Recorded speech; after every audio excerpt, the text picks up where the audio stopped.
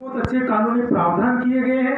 हमारा जो देश का संविधान जो बना, भारतीय संविधान में जातिगत भेदभाव, लिंग आधारित भेदभाव, इन सब चीज़ों को खत्म करने की बात कही गई, लेकिन व्यवहार में चीज़ें नहीं खत्म हुई, क्योंकि इन चीज़ों को खत्म करने के दंडात्मक चीज़ें नहीं थी देश के अंदर कि ऐसे अपराध करने वाले व्यक्ति को क्या सजा दी जाए। ये चीज़ें हमारे देश में जब संविधान लागू हुआ उसमें मौजूद नहीं थी, पर उसके बाद चीज़ें व्यवहार में आने लगी, लगातार चीज़ें घटित होने लगी। तो 1989 में एक कानून बनाया गया जिसे कहते हैं अनुसूचित जाति जनजाति अत्याचार निवारण अधिनियम 1989। ये जब कानून बना तो उस कानून में जो बनाने वाले लोग थे उन्होंने जो रिसर्च किया, जिस अध्ययन से ये कानून बना, उस दौरान उन्होंने देखा कि लगभग 22 प्रकार के अत्याचार हमारे देश में मौजूद थे। जो जमीनों को लेकर थे, वो वोट डालने को लेकर थे, मंदिरों में प्रवेश को लेकर वो थे, वो नाना प्रकार के अत्याचार थे, जो पीने के पानी को लेकर वो अत्याचार थे।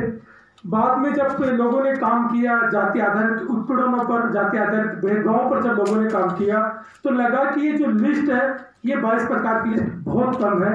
ऐसे बहुत सारे अपराध है जो जाति से आते हैं।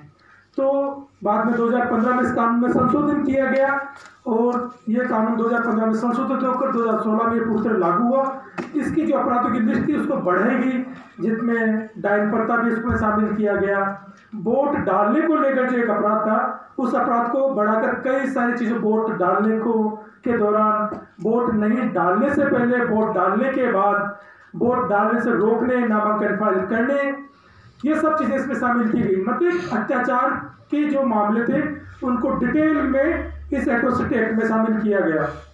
कानून बहुत अच्छा है और मैं तो ये कहता हूँ कि ये दुनिया का सबसे अच्छा कानून है। देखिए, जितने भी कानून हो सारे दंडात्मक कानून है, उसमें लिखा गया है कि अपराध करेगा और अपराधी को ये सजा मिलेगी, पर एकमात्र ये कानून है जो 3 प्रकार की बात करता है। ये बात करता है अपराध को रोकने की, ये बात करता है कि जिसने अपराध किया उसको सजा मिले, ये कानून बात करता है कि जिसके साथ अपराध हुआ उसका पुनर्वास हो, और पुनर्वास की बात ये ऐसा नहीं से करता कि आपने 2 लाख दे दिए, 5 लाख दे दिए, नहीं। इसमें अपराधों की गंभीरता को देखते पुनर्वास की बात कही गई है। अगर हम जमीनों के मामलों की बात देखें तो इसमें स्पष्ट रूप से कहा गया है कि जमीनों के उत्पीड़न के मामले में अगर दलितों की कोई फसल चोरी हो गई है तो उसको जितना नुकसान हो उसकी उतनी भरपाई सरकार करेगी। अगर हत्या के मामले में अगर हम देखते हैं तो ये एक ऐसा कानून है जो तय करता है कि जिस परिवार के कमाने वाले व्यक्ति की हत्या हुई है उस आदमी को, उसके परिवार को मासिक पेंशन मिलेगी, उसके बच्चों की एजुकेशन की बात ये कानून करता है। तो ऐसे बहुत सारी चीजें हैं। जैसे आगजनी के अगर मामले में देखें, घर तोड़ने के मामले में देखें, तो ये कानून स्पष्ट रूप से प्रावधान करता है कि जो विक्टिम, उसको जितना नुकसान हुआ है, उसके बिस्तर जले, उसका मकान जला है, उसका अनाज जला है, उसके बर्तन टूटे, पूरा खर्चे की लिस्ट सरकार का जो नुमाइंदा है वो बनाएगा और सरकार उसको पूरा भुगतान करेगी। सवाल ये है कि क्या ये चीजें व्यवहार में वास्तव में है? कानून में बहुत सारी चीजें लिखी गई है, पर अगर हम ये देखते हैं तो व्यवहार में चीजें नहीं है। जो इसमें मोटा मोटा अगर उत्पीड़न के दौरान जो हम आर्थिक सहायता की बात करते हैं तो साथियों, इसमें 25%, 50% और फिर 25% ऐसे मुआवजे को बांटा गया है। तो सरकार के जो लोग हैं वो सिर्फ एक हिस्सा देते हैं, जो बाहर के 2 हिस्से हैं वो उसको नहीं देते हैं, क्योंकि इसमें जो पीड़ित को तो नहीं जानकारी होगी, पर जो हम जैसे लोग काम करने वाले एमपी हमारे भी अप्रोच नहीं कर पा रहे कि हम एक एक विक्टिम तक जाएं। तो हम सारे लोग जो यहाँ बैठे हुए हैं, मैं सबसे रिक्वेस्ट करूंगा कि इस कानून के तहत जितने भी मुख्य प्रावधान बने हुए, चाहे उसके मुआवजे की बात हो, चाहे इस कानून के दौरान जो पीड़ित की सुरक्षा की बात हो, चाहे अत्याचार नहीं हो, अत्याचारों के प्रति लोगों में जागरूकता हो, गाँव के पंचायतों में इसके बारे में चर्चा हो, अत्याचारों से क्या मतलब माहौल बने, कानून का राज हो, ये सब चीज़ें सरकार बात करे। इसके लिए मैं सरकार को मजबूर करना चाहिए, मतलब जो लोकल अथॉरिटी उसके सामने हमारी बात जानी चाहिए। तो मैं 2-3 चीज़ें मैं रखूँगा कि हमें, अगर हम सब सहमत हो इस बात से, तो हम जिलेवार कुछ अध्ययन करें, कुछ रिसर्च करें कि क्या इस कानून के तहत जो इस कानून की निगरानी के लिए जिला स्तरीय और तहसील स्तरीय जो कमेटियां बनी हुई है, क्या उन कमेटियों का गठन हुआ है? क्या वो कमेटियां गठन हुआ तो क्या उन कमेटियों की लगातार बैठकें हो रही है? दूसरा, अगर हम बात करें कि क्या सरकार ने पिछले कुछ सालों में इस कानून के प्रचार प्रसार के लिए और जो पीड़ित समुदाय है, दलित समुदाय है, उस समुदाय में सुरक्षा की भावना पैदा करने के लिए जो प्रॉपर क्या बजट रखा है, क्या इस प्रकार की योजनाएं सरकार ने बनाई है, वो हम देखें। जो अत्याचार के मामले हैं, जैसे कि हत्या के मामले हैं, अगर हम देख सकते हैं अपने एरिया में कि क्या पिछले साल में 100-150 जो अत्याचार के मामले हैं या हत्या के मामले हैं, तो क्या हत्या के मामलों में जो पीड़ित परिवार उसका क्या नाम जो उसका पुनर्वास हुआ है, उसके बच्चों को एजुकेशन की सरकार ने क्या बात करी है, उसके पीड़ित जो है आश्रित है उसको क्या पेंशन की सरकार ने बात करी है, जो सरकार की नौकरी की बात करी, क्या उसमें सरकार ने प्रयास किए। तो ये मोटी मोटी चीजें हैं जो सरकार जो मोटे तौर पर ये कहूंगा मैं कि इस कानून को लागू तो है कानून तो देश में, पर इसकी क्रियान्वित जो नहीं हो रही है, इसके जो मोटे मोटे पार्ट है, हम सब ये क्या जिम्मेदारी ले सकते हैं कि इस कानून के जो जितने भी क्रियान्वित के जो पार्ट है, क्या उन सब चीजों को हम थोड़ा देखें, बारीकी से देखें और उन सब चीजों को लागू करवाने के लिए क्या हम लोकल प्रशासन पे, सरकार पे प्रेशर बना सकते हैं। और अगर ऐसे नीचे स्तर पर नहीं बात बनती है तो क्या हम सब सामूहिक रूप से हाई कोर्ट में या सुप्रीम कोर्ट को पीआई डाल सकते हैं, जिससे कि इस कानून की सही से पालना हो। जो गाँव में जो रहने वाला है, जो कमजोर तबके का आदमी है, वो आदमी अपने आप को सुरक्षित महसूस कर सके और जिसके साथ अन्याय हुआ है उसको न्याय मिल सके। मैं इतनी बात की।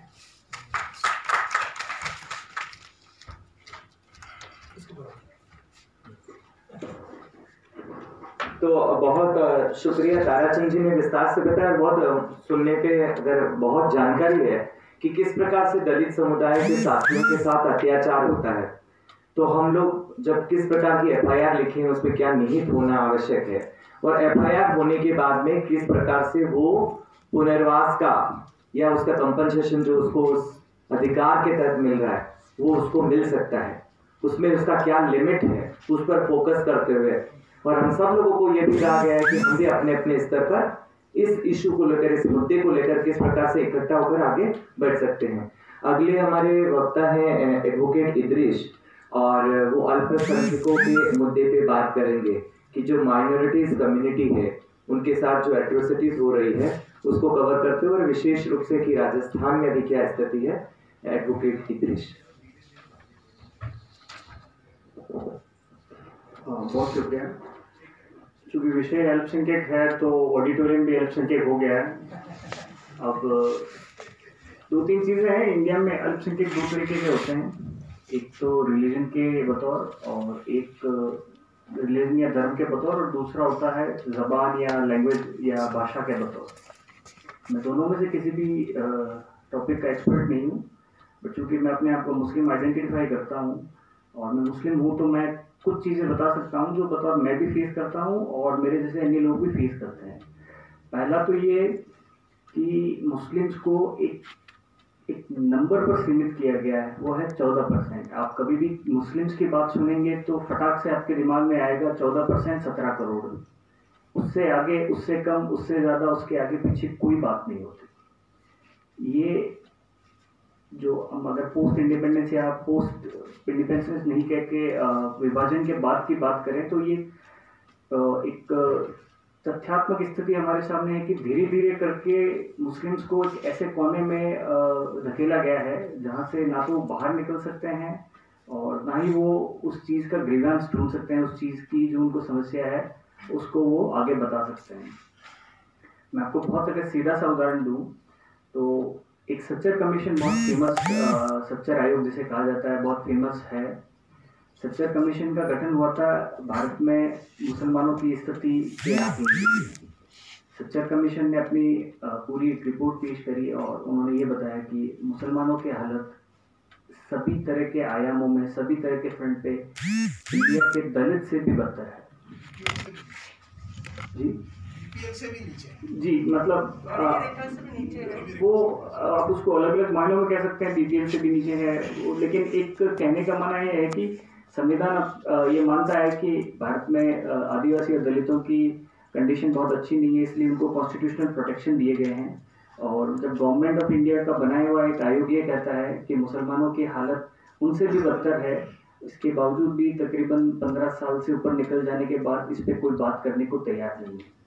दूसरा ये है कि भारत में जो राजनीति होती है उसमें पहला मुद्दा होता है मुसलमान, दूसरा मुद्दा होता है पाकिस्तान। आपने अगर कभी भी अपने आसपास पड़ोस में नोटिस किया होगा तो आपका जो पड़ोस का कैंडिडेट है, पड़ोस की पार्टी है, उसने कभी ना कभी आपको या आपके पड़ोसियों को ये ज़रूर कहा होगा कि आप अपने मुझे रिलीजन के नाम पे वोट दीजिए। ये एक बहुत बड़ा ढकोसला है कि विकास और जो भी डेवलपमेंट आप जो भी उसे कहें अलग अलग भाषाओं में, उसके नाम पे वोट दिए जाते हैं। जब बात आती है एट्रोसिटीज़ की, तो दो तरह की एट्रोसिटीज़ हैं जो मुस्लिम्स अभी फ़िलहाल फेस कर रहा है। एक तो है इंस्टीट्यूशनल के माने ये है कि जो तंत्र है, जो सरकार है, वो ही सबसे बड़ी कंप्लेनेंट है। सबसे बड़ी जो मुसलमानों के खिलाफ जो सबसे ज़्यादा केसेस हैं वो ज़्यादातर दहशतगर्दी या जिसको आतंकवाद कहते हैं उसके हैं। और ज़्यादातर ये होता है कि आज अगर कोई मुसलमान 2021 में किसी भी मुद्दे में पकड़ा गया या उसको उस मामले में आरोपित किया गया, तो मिनिमम 5 से 20 साल और कई केसेस में तो 23-24 साल बाद भी उसका फैसला आता है। 23-24 साल अगर वो जेल में निकाल देता है, उसके बाद कोई भी भारत का नागरिक उससे ये सरकार से सवाल पूछने को तैयार नहीं है कि इसके लिए कौन जिम्मेदार है। आज से 2 साल पहले मध्य प्रदेश हाईकोर्ट ने एक जजमेंट दिया था। उसमें एक व्यक्ति को किडनैपिंग के चार्ज में कुछ वक्त के लिए जेल रहना पड़ा था। तो उन्होंने कहा था कि जब आप किसी एक निर्दोष आदमी को जेल में डालते हो तो संविधान में विश्वास रखने वाले एक आदमी को खो देते हो और संविधान के खिलाफ बगावत करने वाले एक आदमी को खड़ा करते हो।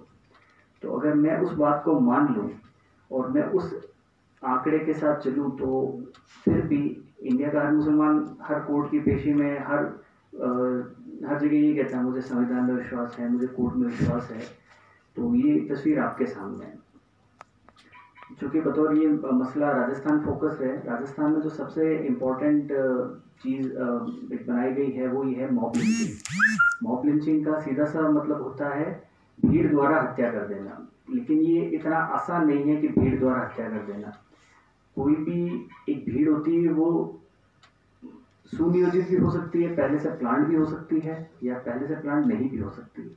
लेकिन उस भीड़ में उस इंसान को जब ये दिखता है कि अगला इंसान मुसलमान है, तो उनके अंदर एक कानून तोड़ने का जो दम या करेज या साहस आता है, वो साहस आपकी जो पॉलिटिकल पार्टीज है, आपकी जो सत्ता है, वो उसे देती है कि अगर आप इसे मार भी देंगे तो आपका कुछ बिगड़ेगा नहीं। मसलन मैं अगर ये कहूँ कि अगर एक आम आदमी अपने एक पड़ोसी को लाठी से मार दे तो उसमें एक डर रहता है कि मुझे पुलिस जेल में डाल देगी वगैरह वगैरह। लेकिन जब किसी एक मुसलमान को मारने के लिए एक भीड़ पूरी खड़ी होकर उसे सड़क पे बीच चौराहे पे मार देती है, तो उन्हें किसी भी बात का डर नहीं होता। वो इसलिए नहीं होता क्योंकि जो न्याय अपने लोकतंत्र के तीनों स्तंभ हैं, उन तीनों ने मुसलमानों को इस बात पे निराश किया है कि आपका कहीं पर भी कोई भी साथी नहीं है। मसलन अगर आप पॉलिटिकल रिप्रेजेंटेशन देखिए तो एक नारा अक्सर हम सामाजिक मूवमेंट्स में लगाते हैं, वो ये है कि जिसकी जितनी संख्या भारी उसकी उतनी भागीदारी। मैं दावे से कह सकता हूँ सिर्फ एक जेल को छोड़ के आप मुझे कोई भी एक संस्था बता दीजिए जहाँ मुसलमानों की भागीदारी 14% के आसपास भी है। तो आप लोकसभा देखिए, आप विधानसभा देखिए, आप लोकसभा विधानसभा से पहले उन पॉलिटिकल पार्टीज को देखिए जो टिकट वितरण करती है। हारना जीतना चलिए एक और दूर की बात हो सकती है, कोई भी पॉलिटिकल पार्टीज चूंकि दलित और आदिवासियों के लिए कॉन्स्टिट्यूशनल मैंडेट है कि उनको पर्टिकुलर सीटों पे आपको दलित और आदिवासी को ही टिकट देना पड़ेगा, लेकिन मुसलमानों के लिए ऐसा कुछ नहीं है।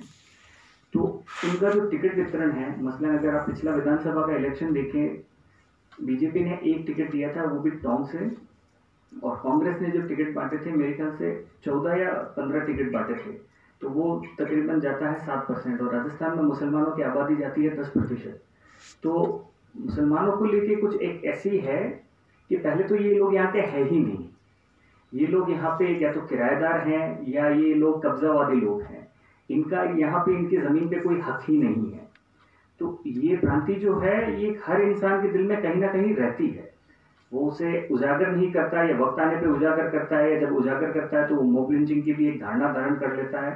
तो राजस्थान में एक मॉब लिंचिंग का गढ़ कहा गया उसे वक्त from time to time.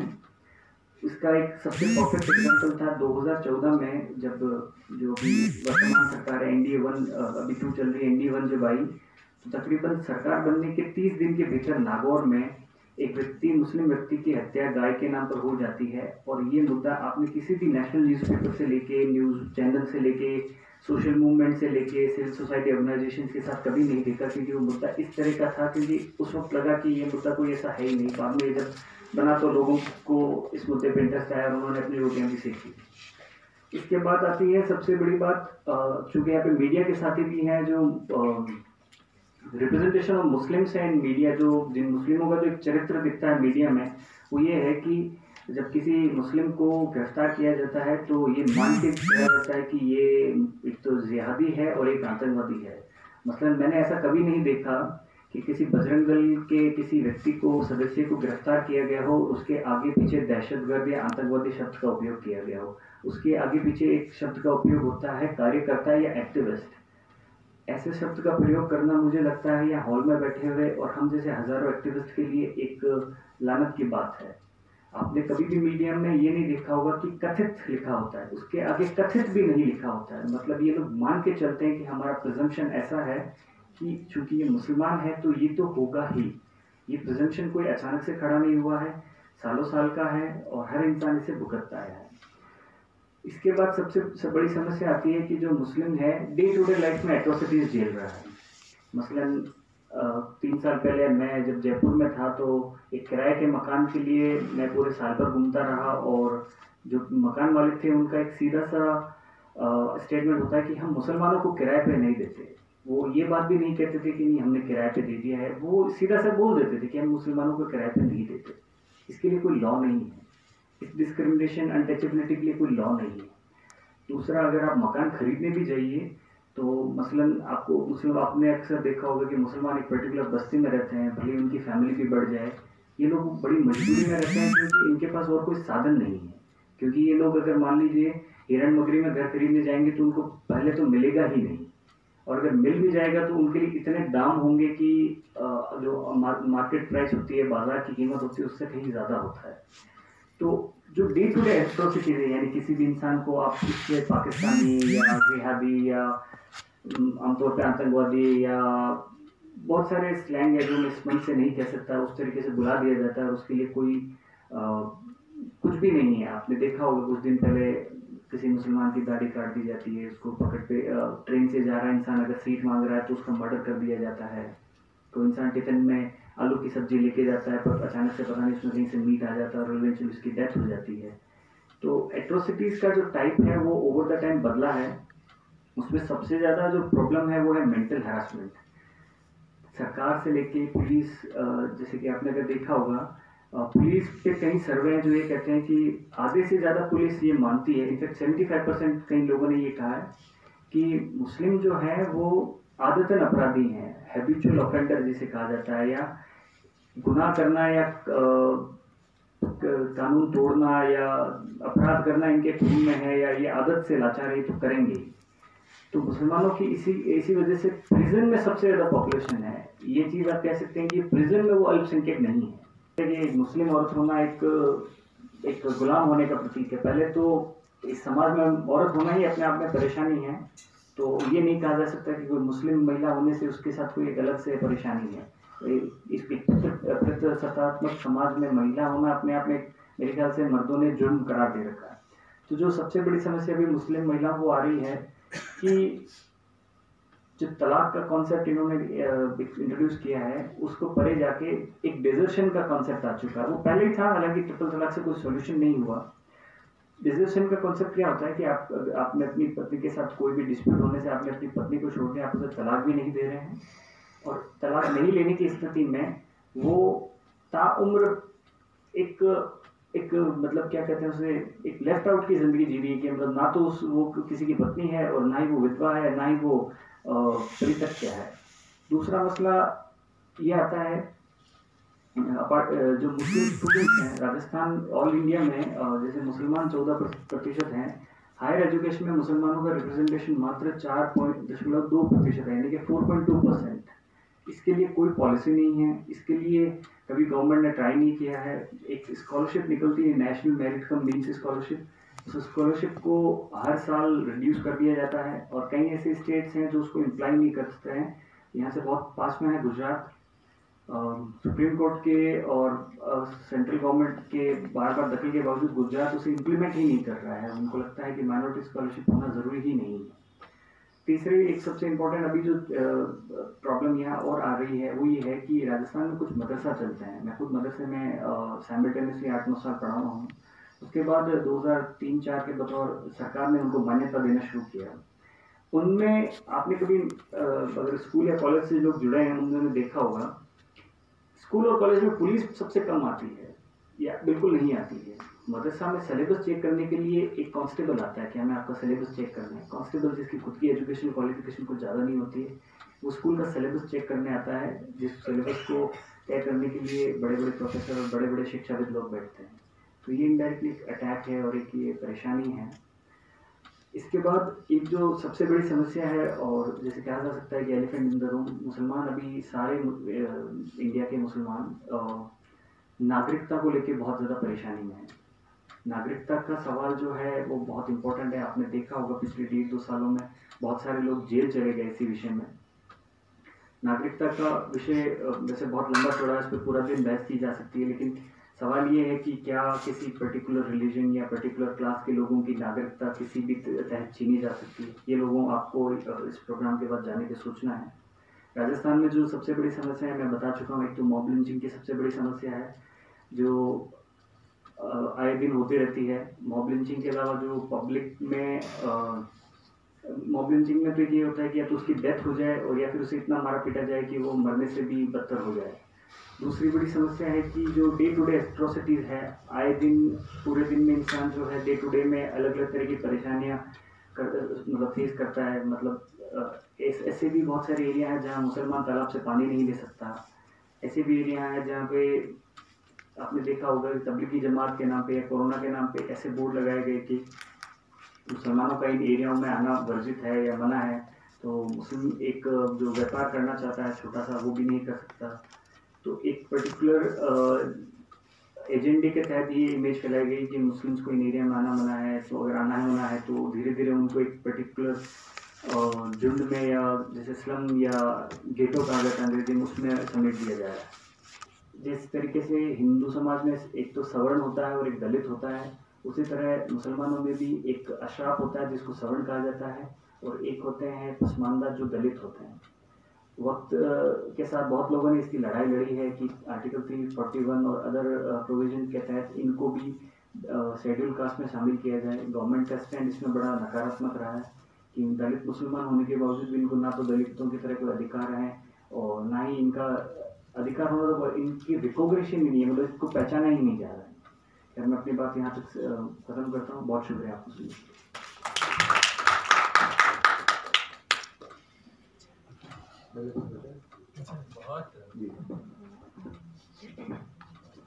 Thank you Tarachand जी और इद्रिस जी। मेरा हमेशा से ही मानना है कि कोर्ट की जो कार्रवाई शुरू होती है उससे पहले हमारे संविधान की प्रस्तावना है वो पढ़ी जानी चाहिए। तो कोर्ट को भी कम से कम अपनी ड्यूटीज का रोज एक आभास होगा कि हम लोग जो इस महत्वपूर्ण और इम्पोर्टेंट पावरफुल कुर्सी पे बैठे हुए हैं उसकी एक्चुअली रेलिवेंस क्या है और वो किस चीज़ के लिए यहाँ पे बैठे हुए हैं। तो मेरे ख्याल से एक प्रस्तावना मैं पढ़ना चाहता हूँ। भारत का संविधान प्रस्तावना।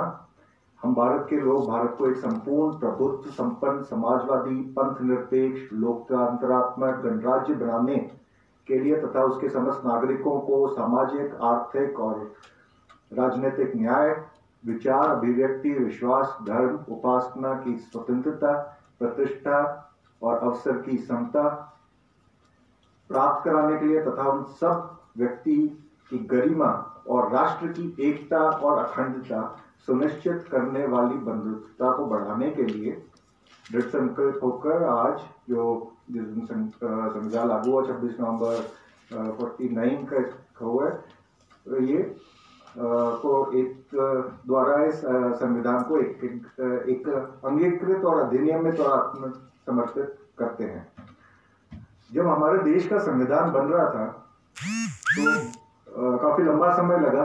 47 में आजाद होने के बाद में 59 का है, लगभग 3 साल से थोड़ा कम समय में संविधान तैयार हुआ और इस दरमियान कॉन्स्टिट्यूएंट असेंबली जो संवैधानिक सभा थी, उन्होंने बैठकर हर एक आर्टिकल पे, हर एक बिंदु पे विस्तृत चर्चा करी और उसके पक्ष में विपक्ष में पूरी डिबेट होती थी, जो आज हम पार्लियामेंट में नहीं देखते वो डिबेट। उस टाइम पे संविधान सभा की एक 8 वॉल्यूम की मेरे ख्याल से कॉन्स्टिट्यूएंट असेंबली डिबेट्स के नाम पे भी लोकसभा सेक्रेटरीट निकालता है। मेरे ख्याल से वो किताब सबके पास में होनी चाहिए। और अब अगर हमारे अपने देश की जो भावना है, जो आइडिया ऑफ इंडिया, भारत का सपना हम देखते हैं, वो उस किताब में हमको देखने को मिलता है। इसके अंदर एक लाइन है कि व्यक्ति की गरिमा और राष्ट्र की एकता, ये 42nd अमेंडमेंट के बाद में राष्ट्र की एकता और अखंडता, ये अखंडता शब्द भी उसमें ऐड कर दिया, जिसकी आवश्यकता थी भी नहीं थी, जो उनकी मर्जी थी। तो जब सबसे पहली बार ये बात सामने आई कि व्यक्ति की गरिमा, डिग्निटी ऑफ इंडिविजुअल और राष्ट्र की एकता,